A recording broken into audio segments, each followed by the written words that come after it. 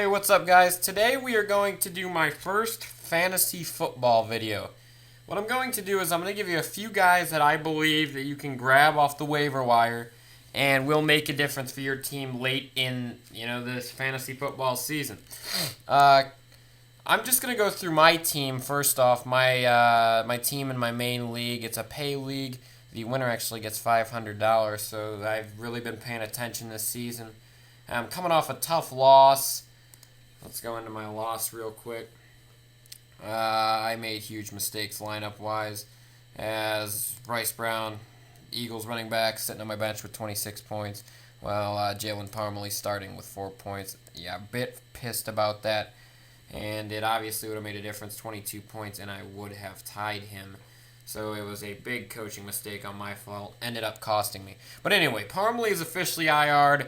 McCoy is hurting. So I got to slip Bryce Brown into my lineup. Now, if he's on your waiver wire, I'm definitely grabbing him. An explosive outing. 178 yards, 2 touchdowns against Carolina. And he's got a pretty good matchup against Dallas. They have him projected for 15. I'd have him about there as long as he can get into the end zone. Now, if I'm not going to go that route, I'm going to go into other guys. I did lose McGahee to injury earlier and McCoy both in the same week, so that's why I had to pick up these running backs.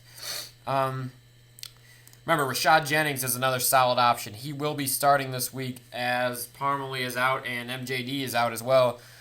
They have him for 15. He hasn't done that in any week since week 7, and he's been starting. I'd give him about 10 to 12, which from a running back slot, that's pretty solid, even a flex. I mean, if you can slip him into your flex spot.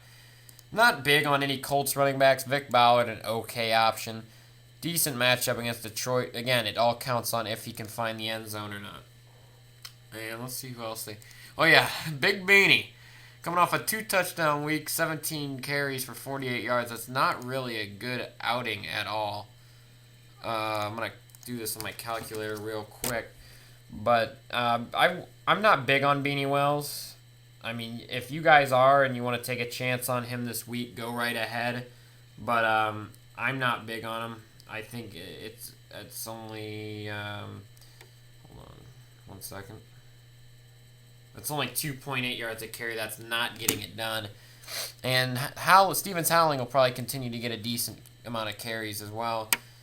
Again, another guy who it depends on the end zone. And Noshawn Moreno, another solid option. Ran for 85 yards, which is kind of unexpected. A lot of people thought Hillman would get the carries in Denver. He didn't. And Noshawn got the carries. And he's got a great matchup against Tampa Bay, which I think he will score a touchdown. I'm not sure about the yardage here. They have him for 14. I'd give him 10 to 12 as well. Now back to my team. Obviously, Breeze is a no-brainer. I'm making a move here. I'm going to see if I can grab Jennings off of the waiver wire and drop Parmalee because Parmalee's done for the year on the IR.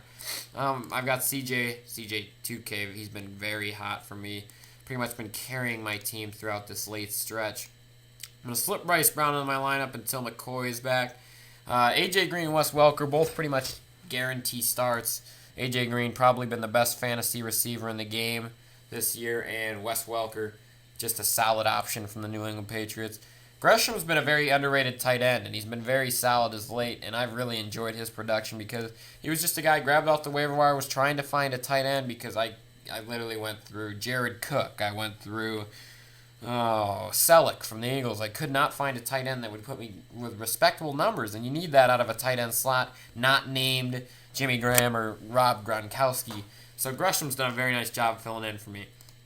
Denario Alexander, I've just slipped him in lately because of his hot stretch, and as long as he'll play, I mean, he's been a top receiver for the Chargers. I still see him getting at least 7 points, with a pretty good chance to hit the end zone, as he's had 3 touchdowns in the past 3 weeks, I believe. Yeah.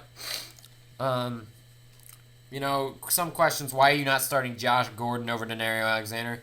Josh just hasn't found the end zone in 4 weeks along with a bye. So I think Denario has a better chance of hitting the end zone than Josh Gordon at this point in time, even though they have him projected 13 and Denario 7.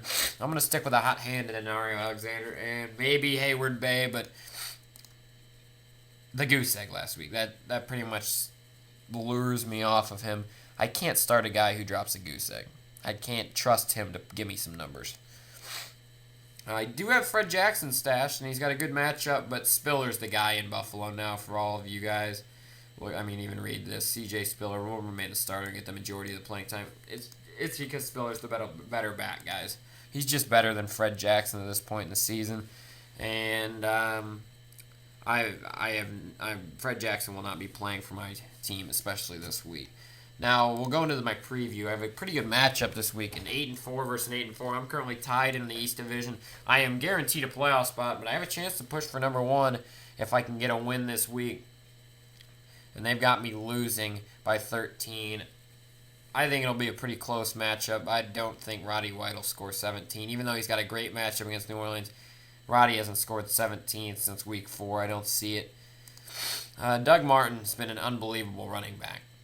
That's a great pickup for Forte miles per hour. But other than that, it's a pretty even matchup.